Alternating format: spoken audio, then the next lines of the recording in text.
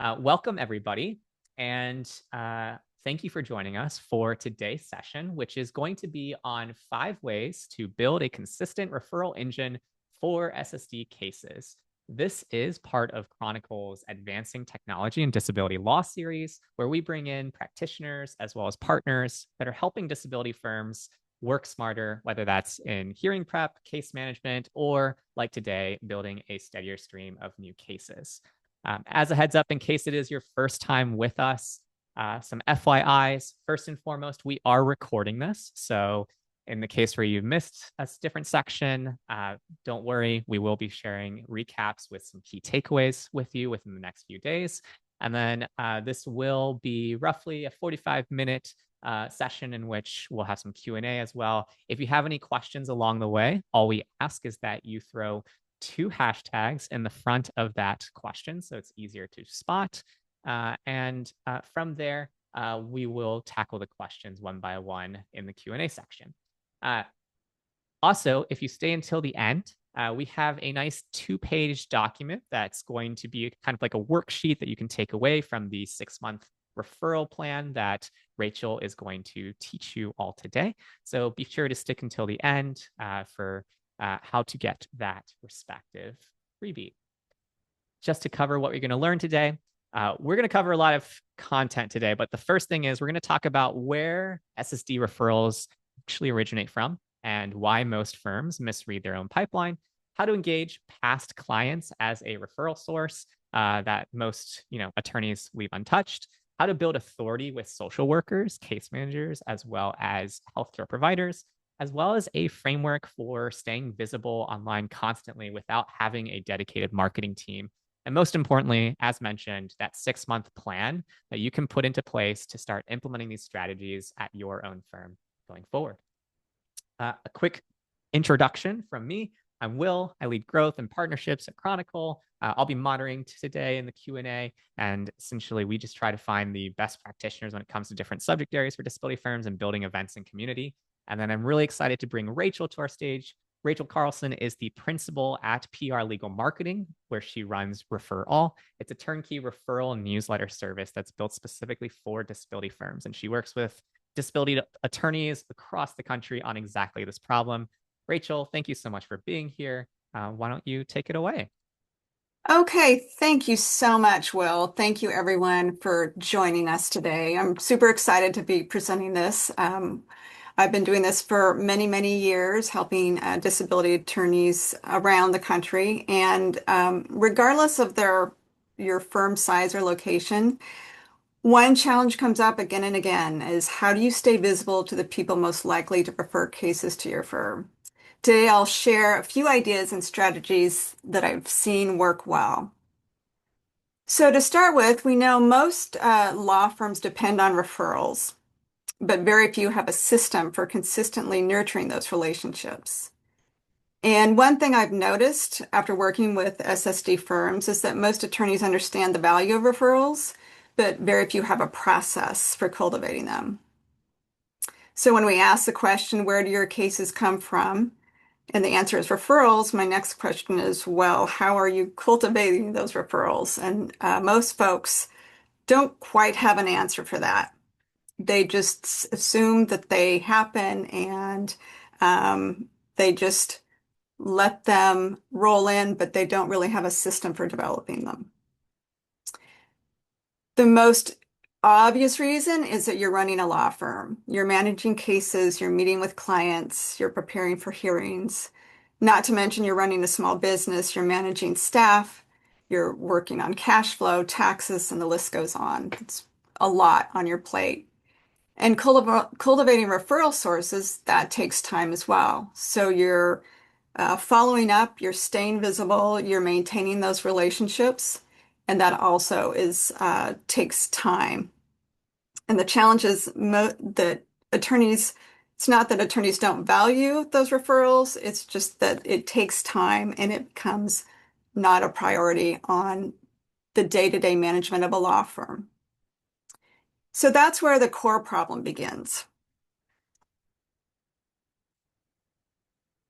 So on the next slide, we have referral relationships are often reactive instead of intentional. So most law firms wait for those referrals to happen instead of actively pursuing them. That leads to inconsistent marketing with those referrals, and that is a loss of visibility over time. So you may have someone who receives, say, a Christmas card one year, and then it gets lost in the chaos of the holidays and it's not sent the next year. So that creates a visibility gap. So this is really common that folks start a project or a way to reach out, but it drops off. And that creates your visibility gap. So keep in mind, referrals are people talking to other people.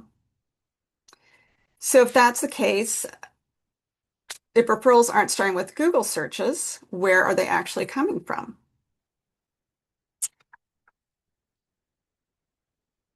So one of the biggest misconceptions in SSD marketing is that prospective clients wake up one day and start searching for an attorney. In reality, most disability claimants are already talking to someone. They're talking with their family and friends. They're speaking with social workers. They are probably seeing a provider, either mental health or a medical provider, doctor, chiropractor. They may be speaking with other attorneys. Maybe they have another case and they're working on workers' comp or PI. They might have some disability that comes out of that case. And they're also part of community organizations. These individuals that are talking to the disabled claimants are often influence who gets a referral long before a claimant ever searches online. The question isn't simply how to find claimants, it's how to stay visible to the people who already know them. So let's do a quick poll if we can. Where do most of your referrals currently come from?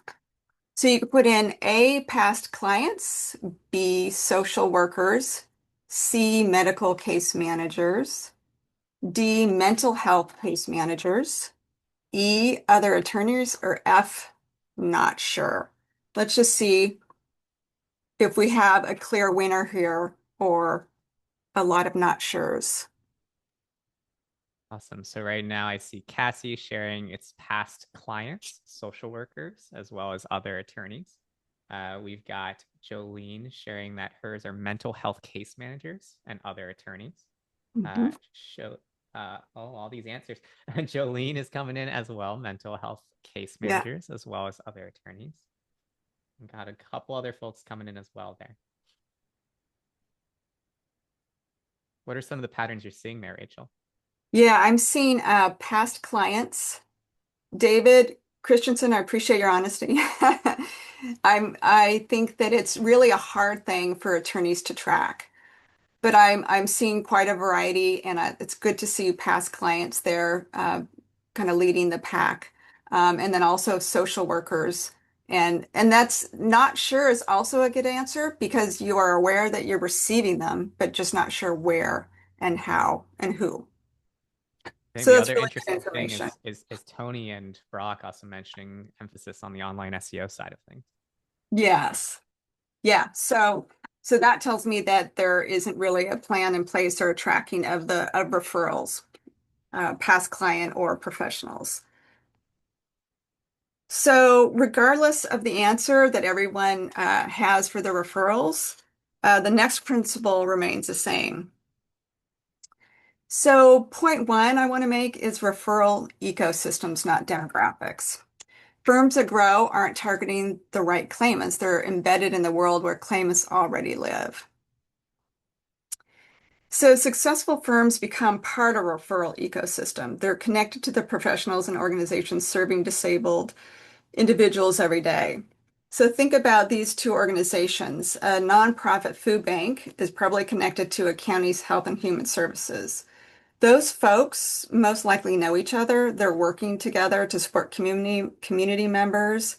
So if you're reaching out to one, chances are you can become part of their ecosystem and then have the county and the food bank know your name as a resource. So the goal isn't simply finding more claimants, it's becoming known within the community surrounding those claimants. Point two is trust, familiarity, and competence. Why professionals refer? Competence matters, but it's not, competence alone doesn't generate referrals. People refer attorneys they know, people refer attorneys they trust, and people refer attorneys they remember. And one of the best ways to build trust, familiarity, and competence is to educate, not advertise. And we'll go over that in more detail a little later in the webinar. And then point three, the visibility gap. So many attorneys are doing solid work, uh, and they're putting their name out there, but they're not creating that ongoing relationship. So you have a visibility gap with those referrals. And then consistency. That's what builds familiarity. And so that's why I believe this next slide is one of the most important ideas here.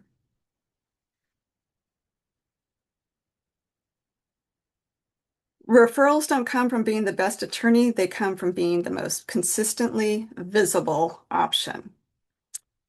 So I've seen firms spend thousands of dollars trying to be the best known attorney in a market, but referrals don't come from the best attorney, they come from being the most consistently visible and credible option. And one of the easiest places to start building that consistency is with the people that already know you and trust you, your past clients. So I was glad to see there are quite a few of you that are that you do receive past clients. I say probably 50-50, and attorneys say they get referrals from past clients, but they don't necessarily have a system in place to cultivate those and continue those referrals on an ongoing basis. Well, they are the easiest referrals. They already trust you. They believe in you. You won their case successfully. They stay connected with people. So former clients have family, they have neighbors, they belong to churches, they participate in community organizations. So the next person who needs disability benefits is often only one conversation away. And then strategies that work. So periodic communication and helpful information and staying visible to these past clients is the goal. So it's not just asking for referrals point blank, it's staying memorable for those past clients who you've helped. So let's look at how we can do that. Here's a few examples of some touch points to stay in contact with those past clients. So birthday postcards, holiday card or mailer, these are great for staying in touch once a year with your past clients. Birthday postcards are a very personal way to remind folks that you're thinking of them, that you're available if they have any questions, and that you're concerned that they're staying healthy. Just a great touch point. Same with holiday mailers. And it doesn't necessarily have to be the holidays around December. It could be 4th of July, and it could have, for example, farmers markets in the area. It can be creative based on your community. Another great touch point is disability news benefit updates. So you can do a quarterly, monthly email or mail newsletter. It could be about COLA increases or changes with SSA. It could also be about your firm. You have new staff, or you are highlighting a staff member, or you have a new location, or your office has moved. Just a simple reminder that you're there also for referrals if anyone that they know has a question or a case that they want help with. The next one, case anniversary check-in. I think this is a lovely way to check in with past clients. So a year after you win the case, check in. How are you doing? That could be email, mail, a card. It's just another relationship builder. And then community event invitations. If you are, say, a sponsor of a fun run or some other community event that you've been involved with, Invite your past clients. It's a nice way to encourage engagement with them, and they appreciate that outreach. Bottom line, your referrals, your messaging with those touch points, your referrals are the greatest compliment we can receive. So you're not asking for referrals directly, but you're simply maintaining that relationship. I want to add another tip right here. Um, we also encourage you, if you practice other areas of law, to also put that in your touch point. So if you do workers' comp and PI and disability, make sure you're putting that in your messaging as well, so you get those referrals as well. So let's look at a couple of examples of actual materials here. So this first one is a birthday postcard we did for Grundy Disability. Simple, easy. We printed, I think, maybe 1,000 of them, and they're just ready to roll. And I'm not sure if anyone has a summer intern planned, but a good job for them would be to prepare these to mail out. So you get the labels and addresses and stamps ready to go and chronologically order them. The other example is an educational newsletter. This can be very simple, one page, friendly, health tips. Again, I mentioned if there's summer markets in your area or events, you can announce those. It could be about a staff member, lots of ideas that you can select as a educational or informational or helpful newsletter to those past clients. So, next slide. This may be the easiest referral source to activate because trust is already established. Your past clients are one of the few audiences who already believe in you. You just have to stay present. The challenge isn't earning trust, the challenge is remaining visible.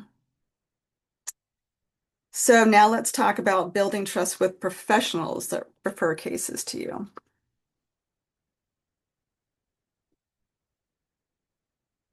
So building authority and trust with professionals. So most professional referral sources aren't looking for another advertisement. They're looking for resources, expertise, and support. And this is what sets you apart from other firms that only advertise. You provide educational content about disability law. So the difference between educational outreach versus traditional advertising, educational outreach builds relationships and it builds trust and creates long-term visibility. Your traditional advertising is very transactional and short, and it also is a broad target versus your educational outreach where you are looking for those referral sources and targeting them specifically. The educational component positions you as a resource, it adds value, and most importantly, it's appreciated.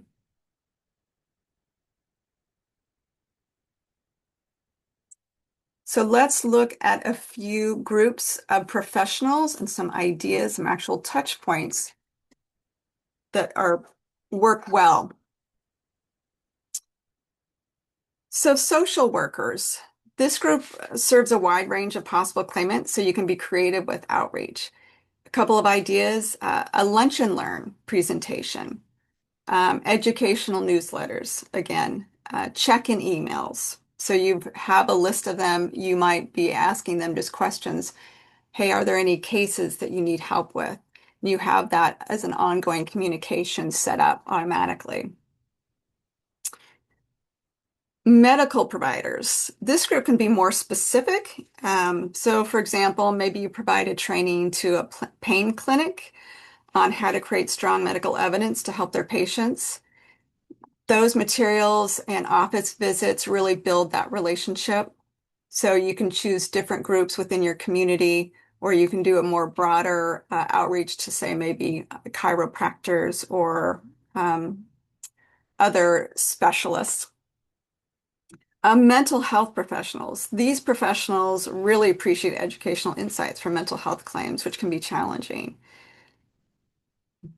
The other thing I wanted to mention is support groups in the mental health arena are wonderful resources to tap into. So, one great example is NAMI, the National Alliance on Mental Illness. Most communities have a chapter of NAMI and they love having guest speakers. So that's another resource or you could tap into. So they could also be on a mailing list as well. And then generally for nonprofits and community organizations, outreach could look at like workshops to a group or just a general library talk or a resource fair. There's lots of groups that are helping folks that are mentally or physically disabled, and finding those organizations is the first step, and then finding creative ways to reach that group and help them is the second step. And then other attorneys. I saw a few folks put that in as their referral source. That's a great opportunity to develop some partnerships. You could even have a happy hour professional network that you organize. Um, you could do an educational presentation together with other attorneys. So lots of opportunities with that group as well. And just keep in mind your messaging to these professionals. We're happy to help serve as a resource for you. So that is the way you're communicating that you are a resource and expertise, and you're building that trust with the professionals. So let's look at a couple of examples of these touch points. So the newsletter I mentioned, educational newsletter, again, can be a one-page, simple uh, information that is on topic of for the group that you're trying to target. The attorney Jeff Rabin said that he gave a talk, and during the talk at the end, when I asked people to sign up for the newsletter, one of the people mentioned how useful they are and how she will circulate them because they cover the little nuances of SS law. So that was a lovely reminder that the social workers really do appreciate the information. Here's another example of a community event. I went to my county website, and counties are a wonderful resource, and went to social services, and there popped up a Clackamas County Developmental Disabilities Resource Fair. So counties, cities, um, all have outreach programs and educational outreach, and they are a great resource because they're doing the marketing, they're putting the information out there, and so you can sign up with the county to present a disability seminar for a general population. And don't forget the tchotchkes. If you are doing an event, those are so fun. Social workers love those. And I'll just do a shout out to 4imprint. They're great. They send you samples of anything, but just bring something with you, a stress ball, water bottles. There's like first aid kits, lots of fun, creative things you can do. And social workers and even community members love free stuff. And that's a way to brand yourself and keep your name in front of folks.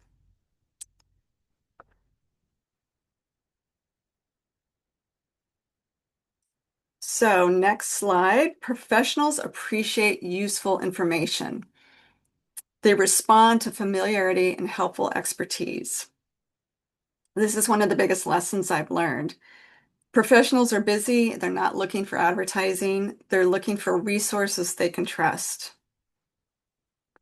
Which brings us to perhaps the most important part of all of this, consistency.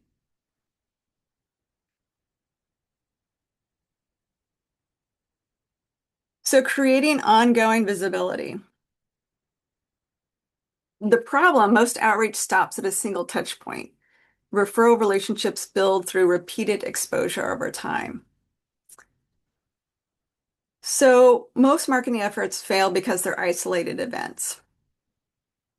Developing a system means you are developing something that is ongoing. So some of those tools are the referral newsletters mailed The other options are coordinated digital messaging, so emails, and those could be quarterly, monthly, um, some can be annually depending on your messaging. And then you're also looking for repeated professional visibility. So if you are doing an event, like say if sponsoring a fun run, keep showing up for that event and keep showing up as a sponsor. That builds trust within the community and it keeps your name in front of folks that have seen you once. They need to see you again and again and have your name in front of them as a resource. And just keep in mind, relationships are rarely built through one interaction.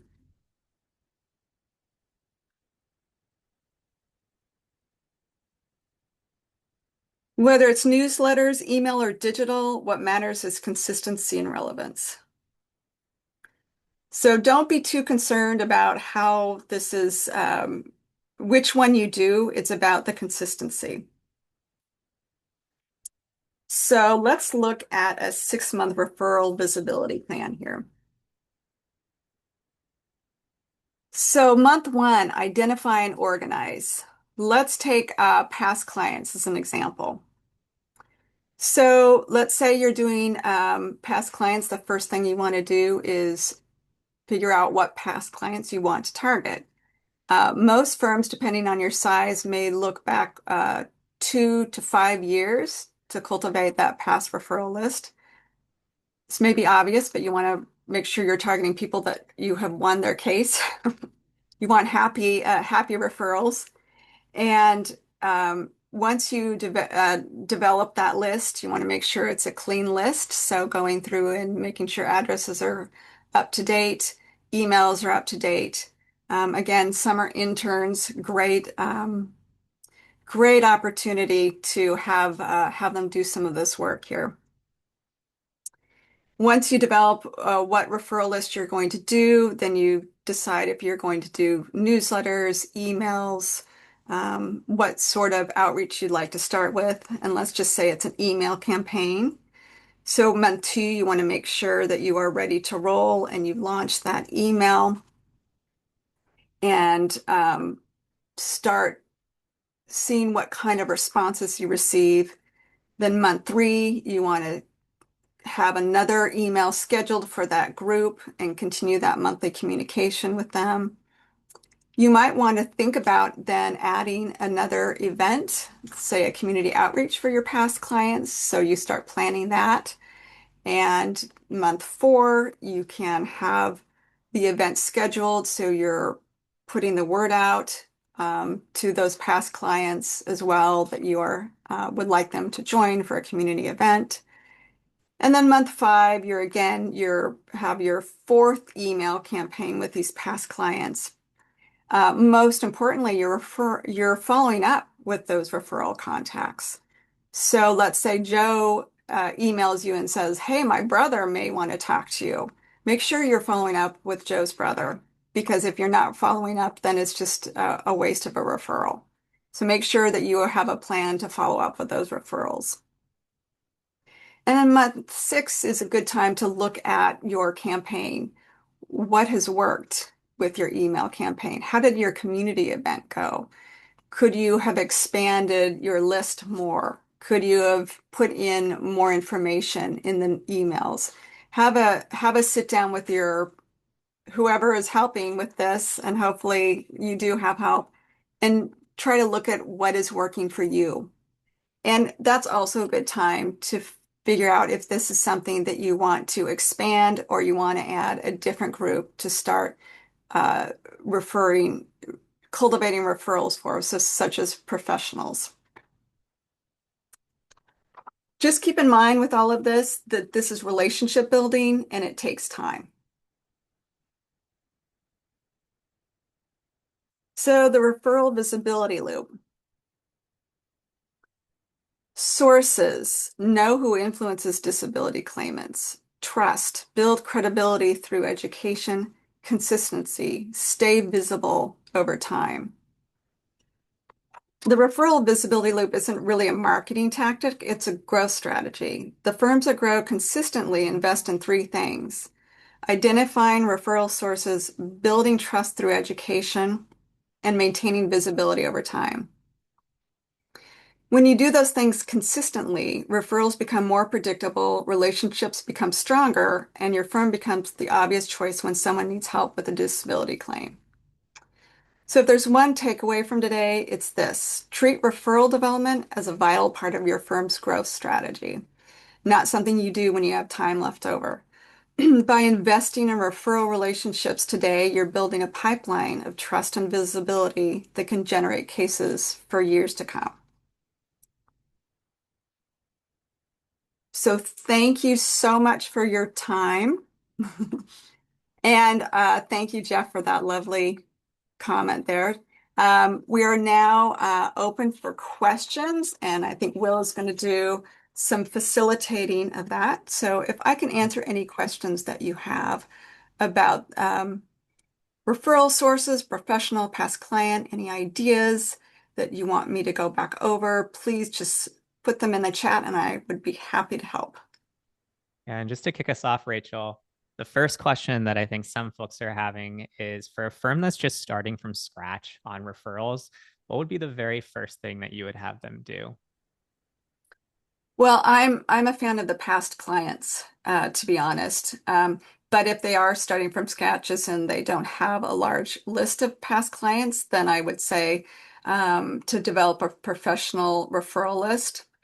And it may be starting with newsletters that are mailed out, and you can do your own generating of that list depending on your focus. Some firms are more, they just tend to have more mental health cases. So maybe you start with psychiatrists, psychologists, nonprofits that work with mentally disabled. So focusing on a chunk and not overwhelming yourself is probably the best place to start. Another question is what separates firms that stick with the system that you mentioned, the 6 month system, from the ones that maybe drop off after month 2? So, where are the meaningful drop off points in this plan that you went Right, over? right. So, kind of a marketing 101, most people need to see a name 7 times before they respond. And so, if you're dropping off month 2, then it's just not getting through. So, it's really about consistency. And when you sit down and develop a plan, you're much more likely to stick with it versus like, oh yeah, we're going to start this campaign. If you sit down and sketch out 6 months of building those relationships, that's more apt to keep you on a plan and not have the plan die off. And again, you can have interns, you can have uh, people that have other roles be part of that team to help really stick with the plan. And that's, some folks in your firm may be really creative, and you might just have them come up with some ideas and build some ownership, which again, doesn't take a lot of money, but it does take time. So coming up with a plan is probably the most important so that you keep the pipeline going and the visibility going. How do you handle newsletters or outreach when you've tried it before and perhaps you haven't heard anything back? Say that again. How do you Sorry. handle newsletters or outreach when maybe you've tried it before and then you just didn't hear anything back? I would say if you are trying emails, if you're using like MailChimp, you can see the stats of who's opening things and who's not. Emails to past clients work much better than emails to professionals. Professionals have professional inboxes, and so those might go into the junk folder. So I would be more apt to send physical newsletters to the professionals. And then if you're sending those out, then also following up with them with phone calls. Another really great tip that, again, summer intern, is if you have a LinkedIn page, you have some social workers that you either have on your list or you have met at um, a presentation, reach out to them and try to connect with LinkedIn.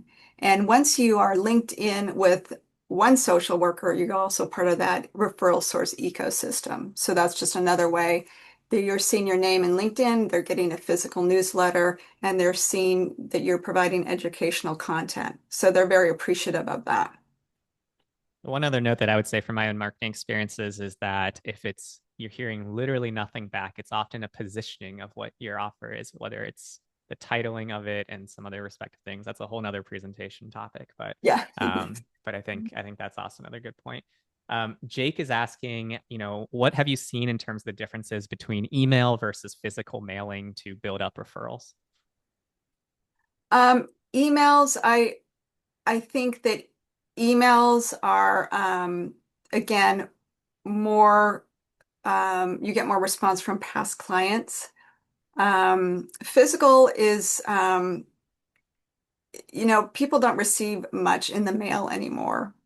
So it's actually something that is on a desk that is more apt to be not thrown away versus email. So it really just depends on the audience, and the physical does seem to hang around a lot more. I had an attorney who actually an attorney that was receiving the newsletter from a disability attorney, and this attorney was a personal injury attorney. And he loved the newsletters so much. He's like, I don't receive anything in the mail anymore. These really caught my attention. Can you do some for me, for my past clients? So it's not a disability attorney, but he liked the idea. So I think it's just something that folks are not used to seeing. So it's unique, and that's what makes it stand out. On that thread, do you have any data from past campaigns that you've supported in terms of just the relative success of email campaigns versus physical campaigns? No, those are emails for past clients are usually internal. So those are law firms that are running those campaigns. So that's information I've received from them, but I haven't received stats about how successful those are. I know that those are a great way to get follow-ups, though. So instead of a physical mail, an email with past clients would prompt a response email, which then could be followed up on. If you are looking for more formal statistics, Jake, there's a company called Lob that does publish some different statistics in terms of physical mailing. I believe the high level is it's typically roughly 3 times or so than a cold email in terms of, or like an email approach when you go physical on that side. But those trends change by the season and whatnot. Another question that we have is for past clients, is sending a monthly newsletter too often? What have you found in terms of cadence there? I think so. I think past clients quarterly works well. Monthly emails don't cost anything. But if you, let's say you do an annual, whether it's a holiday or a birthday, so that past client's getting a one physical in the mail and then a quarterly, um, I think that's a really effective positioning.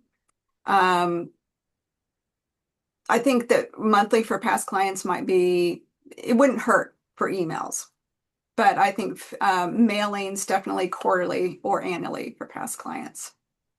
I will say one other trend that I've noticed on the YouTube side of things is more and more disability attorneys sharing their expertise and answering claimant questions on a regular live stream schedule and things like that. So I feel like that's a trend that I've observed in the last like 6 to 12 months, specifically with a variety of different folks in different markets. So that might be another way to kind of give another offer without it being like a newsletter. Mm-hmm. Um, Great. another Yeah, good another idea. question was, does this overall plan scale down for solo practitioners, or is there like a minimum firm size that where it really starts working better than others? Oh, I would say any size. If you are a solo practitioner, this is your bread and butter.